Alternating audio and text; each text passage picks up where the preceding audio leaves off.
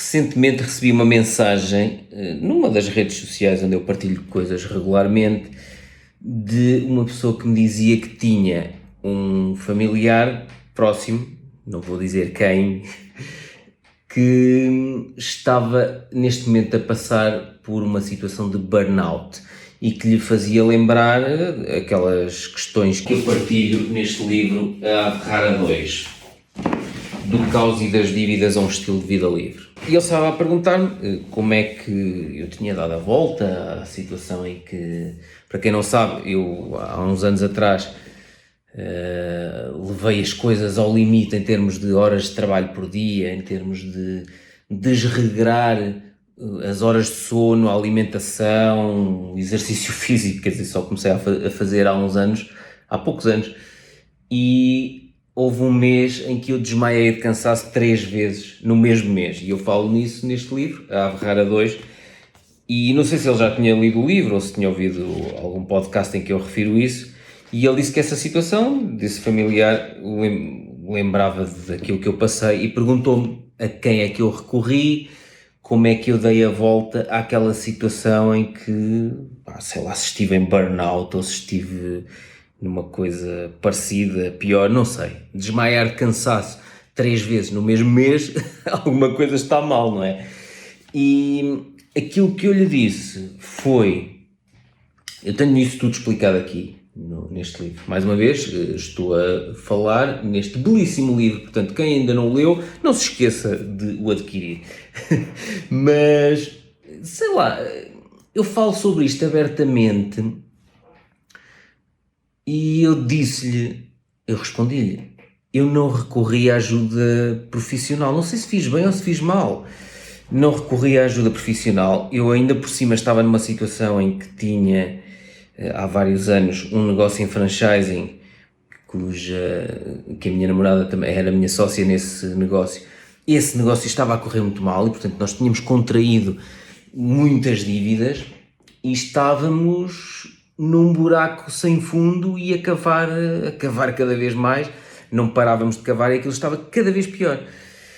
Obviamente que todas aquelas horas de trabalho infindáveis, todo aquele stress, ansiedade, os bancos a pressionar porque tínhamos prestações em atraso, as cartas das finanças, da segurança social, os meus pais eram fiadores, bem, tudo aquilo, obviamente que os meus dias eram horríveis e, portanto, aquilo que eu necessitava, o que é que eu achei na altura? Mais uma vez, não sei se fiz bem ou se fiz mal. A questão é que ultrapassei. Uns anos depois, está tudo bem. Acho eu, aparentemente está tudo bem.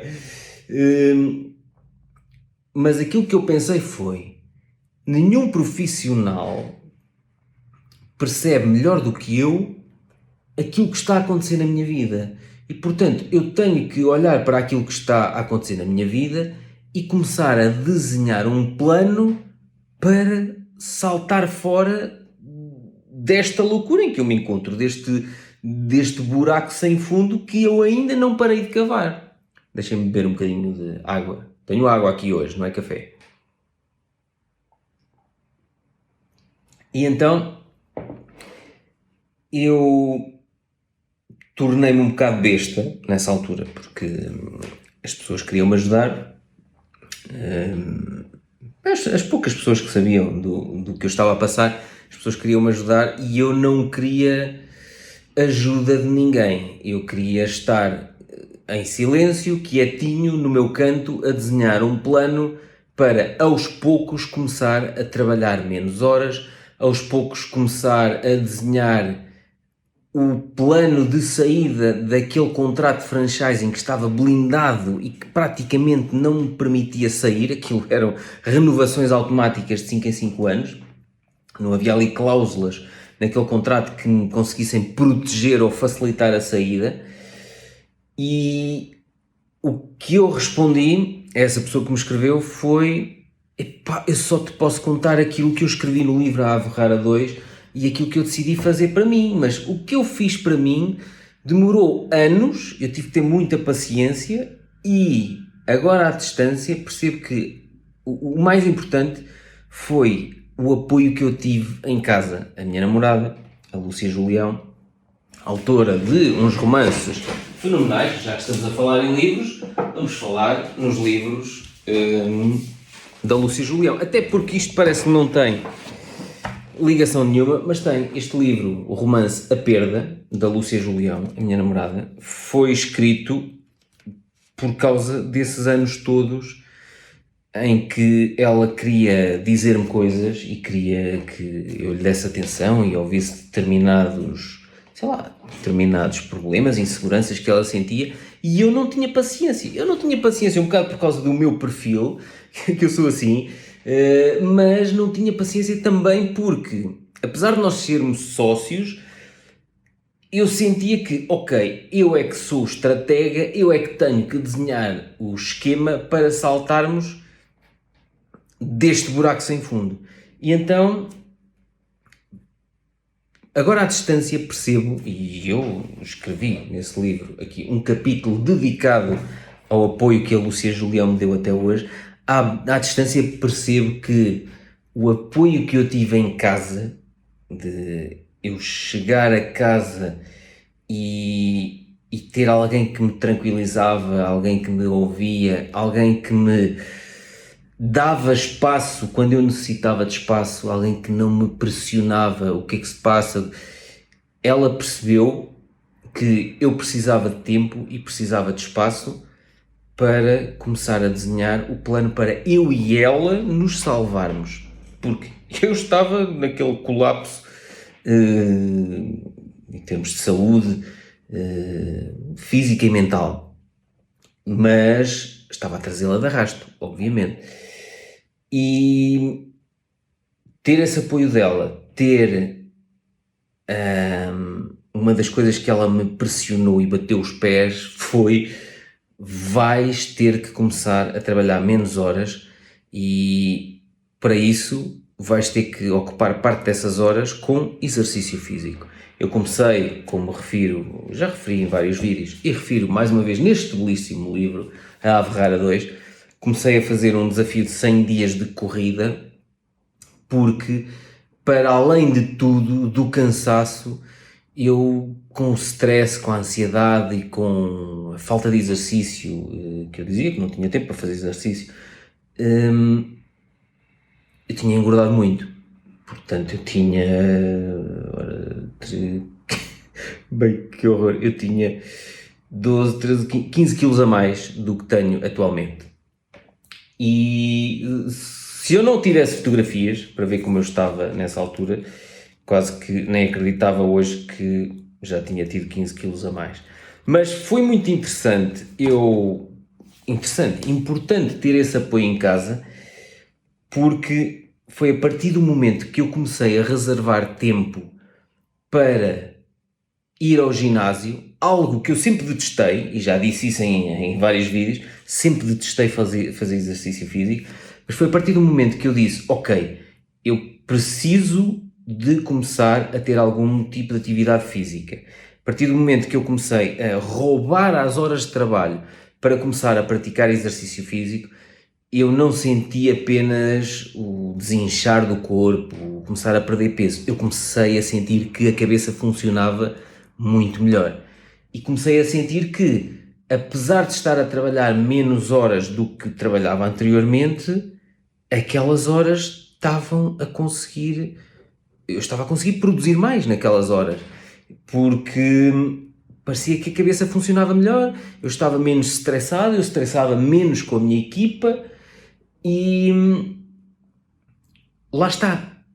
Para mim foi importante eu definir este plano, foi importante em casa eu ter alguém que respeitou quando eu necessitava deste espaço para pensar, para desenhar a estratégia de saída, mas eu tinha noção que isto ia demorar, eu tinha noção que queria perder peso, mas que não ia perder peso deixando de comer, até porque se eu deixasse de comer eu sabia que não ia ter energia para aguentar os dias de trabalho que eu sabia que ia ter, ainda dias de trabalho horríveis, até que as coisas ao fim de alguns meses, 1, 2 anos começassem a melhorar.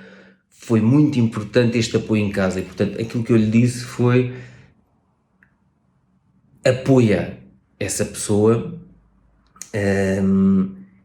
dá-lhe espaço quando essa pessoa precisar de espaço, leva essa pessoa a perceber, eu estou a tratar por essa pessoa porque eu não quero revelar quem é, leva essa pessoa a perceber que se calhar está a esforçar-se demasiado e esse esforço não se está a traduzir em resultados. Eu falei, mais uma vez, nesse belíssimo livro, A Ave Rara 2, que a determinada altura despedi 80% dos clientes da minha empresa de consultoria ambiental, de acordo com o princípio de Pareto, ou o princípio 80-20.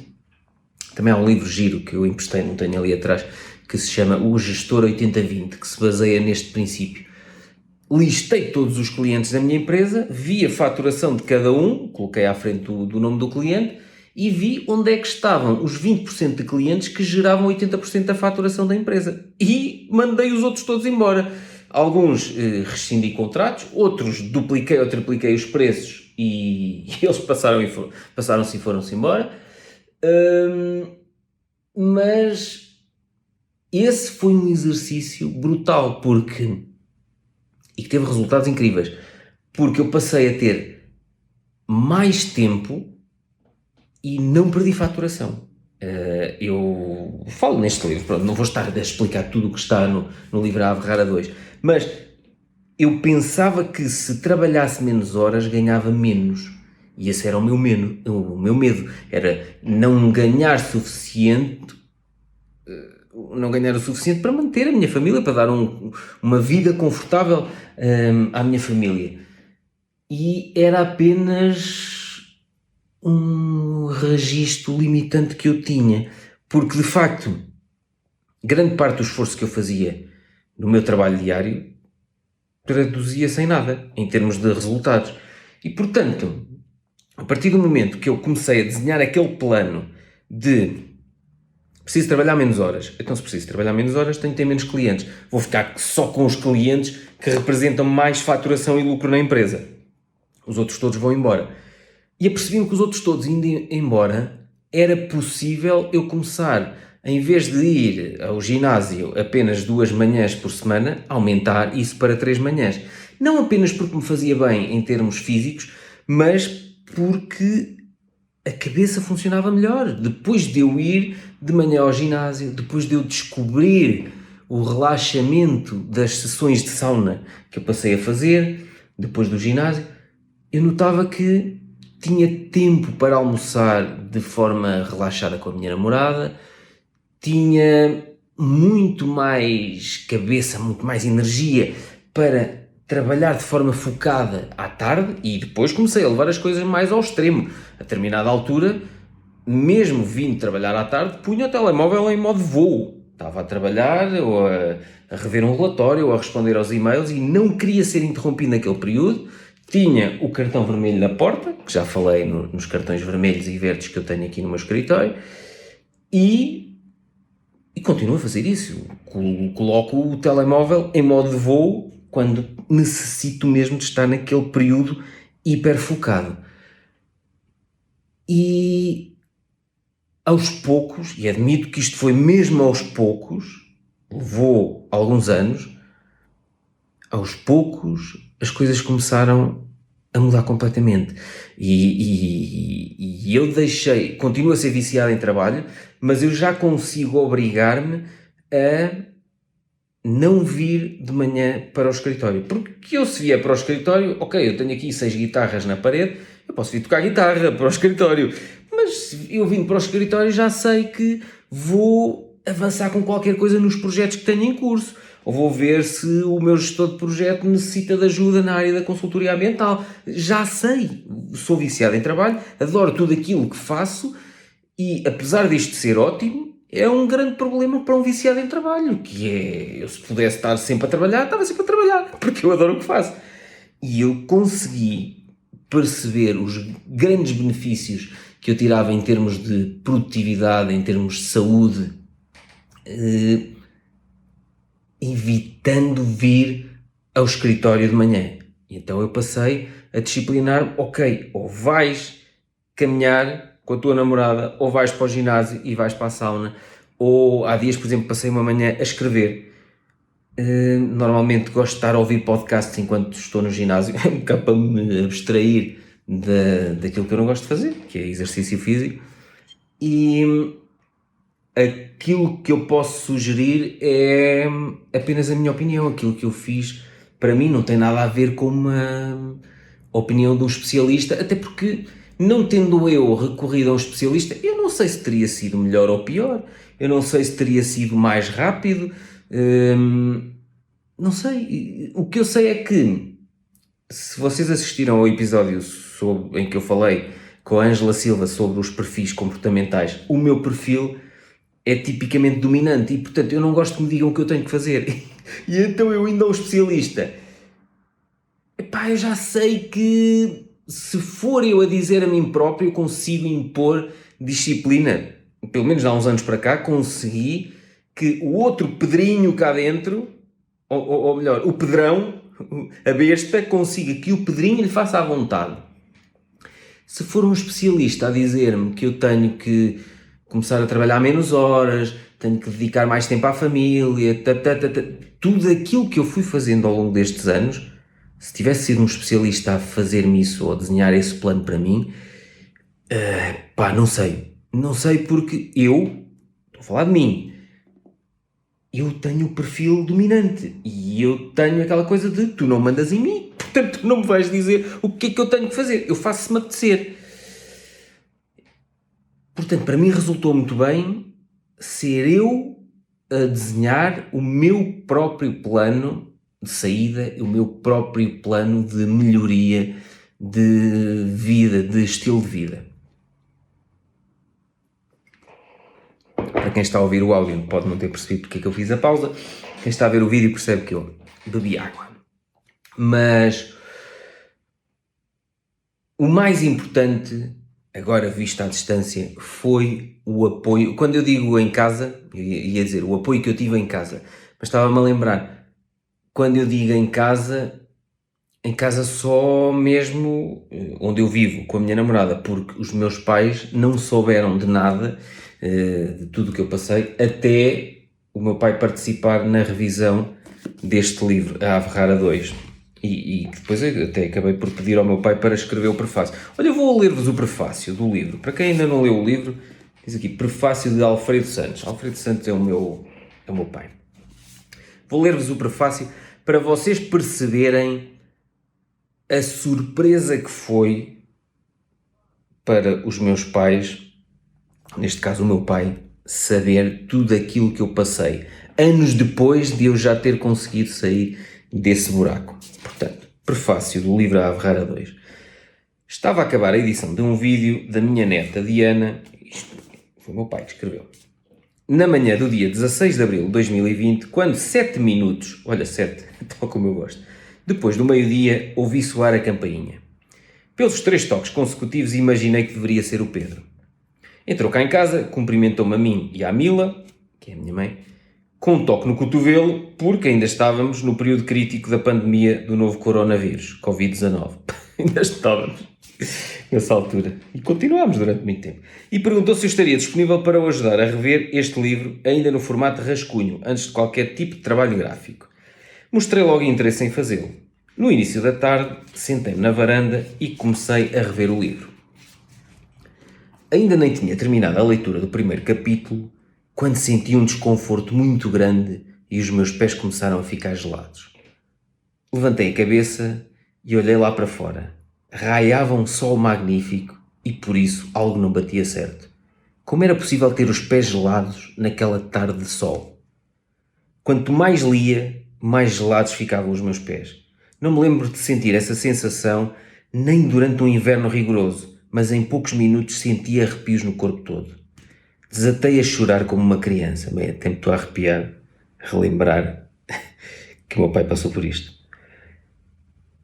Pousei o livro no colo e afastei os olhos daquelas palavras que me estavam a desencadear reações tão estranhas. Quando dei conta, as minhas lágrimas já tinham manchado uma das páginas. Afastei o livro, levantei-me da cadeira e olhei lá para fora durante alguns minutos. Quase nem tinha começado a ler o livro e não sabia se conseguiria continuar. Não eram as palavras que doíam, eram todas as situações que o Pedro viveu em silêncio e que nem eu nem a Mila tivemos noção que aconteceram. Enquanto pais, era suposto termos percebido o que se passava, mas ele sempre nos disse para não nos preocuparmos porque estava tudo bem. Obriguei-me a continuar a ler. Tinha prometido que o ajudaria a rever o livro e por isso tinha que o conseguir fazer. Naquela tarde li quase metade do livro. Depois de jantar, ainda li mais um pouco. Lembro-me de quase todas as fases da vida que ele descreve no livro, mas não fazia a mínima ideia de que tinham sido tão duras. Tive de parar a leitura várias vezes, não só por sentir um enorme nó na garganta, mas também para evitar que as lágrimas continuassem a manchar as páginas do livro. Naquela noite não dormi, nem deixei a Mila dormir. Virei-me tantas vezes na cama. A Mila perguntou-me porquê é que eu não parava quieto. Não aguentei, tive de lhe dizer tudo o que estava a sentir e recomendar-lhe que não lesse o novo livro do Pedro. Incentivou-me a ir tomar um comprimido para dormir.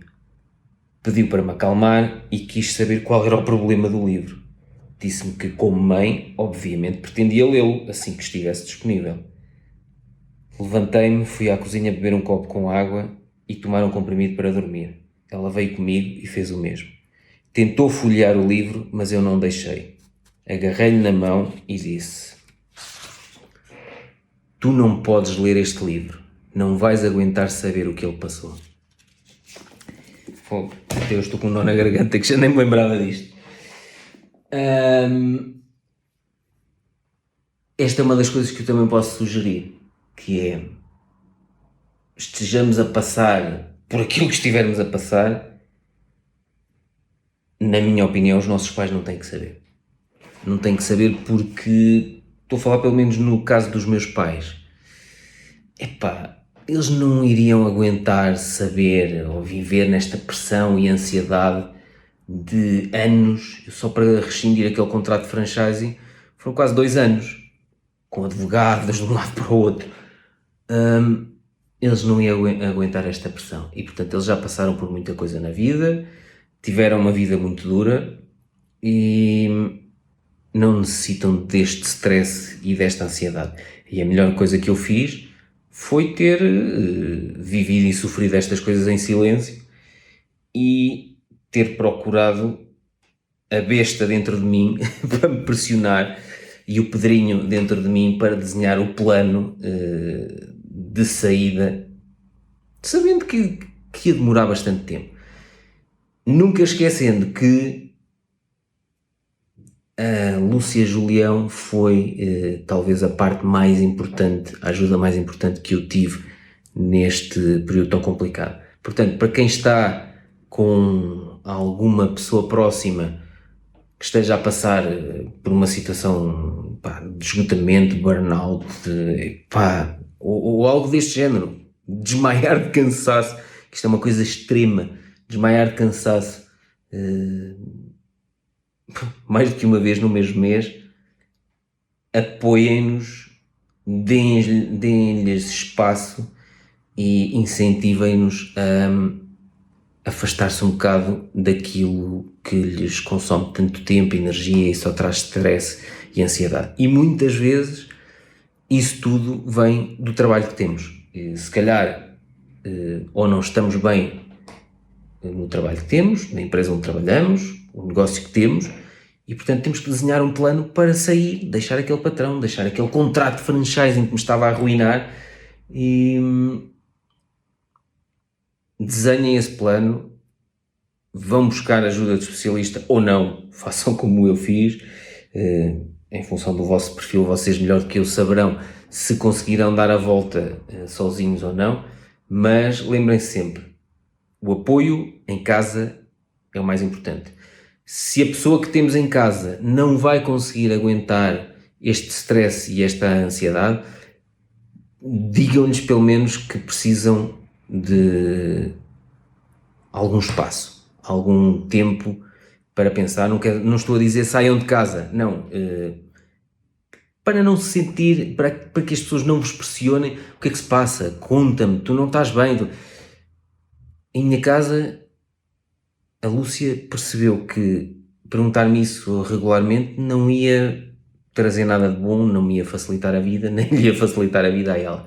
Ela percebeu que o que ela precisava era de me incentivar a arranjar ocupações alternativas para aquilo que me estava a dar cabo da paciência, do stress, e me estava a trazer muita ansiedade.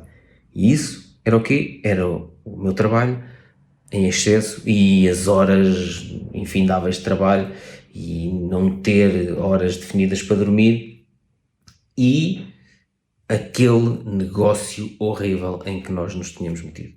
Portanto, já me estou a repetir, era apenas um episódio que eu queria deixar como reflexão, um pouco para contar aquilo que eu passei. Está aqui todo o plano que eu defini, mais uma vez, estou sempre a vender o livro, não é? Está aqui o plano todo que eu defini e toda a forma como eu me reinventei e reinventei os meus dias de trabalho. E quem me conhece atualmente sabe que sou muito disciplinado, muito regrado, respeito-me muito a mim, mas sou o tipo que mais me pressiona para cumprir isto e para nunca mais voltar aos hábitos ridículos do passado que me levaram àquela situação extrema. Portanto, espero que consigam dar a volta por cima e lembrem-se sempre que as coisas levam tempo, tá bem? Não é de um dia para o outro que conseguimos mudar anos e anos de vícios ou de, sei lá, trabalhos com os quais não nos identificamos. Não é de um dia para o outro que conseguimos mudar de trabalho, mudar de chefe, mudar de deitar aqueles negócios fora, mas se eu consegui, eu não sou mais do que ninguém, portanto, se eu consegui, desse lado tu também vais conseguir, está bem? É só isto que eu quero deixar neste episódio do podcast A Ave Rara e não tenho mais nada a dizer.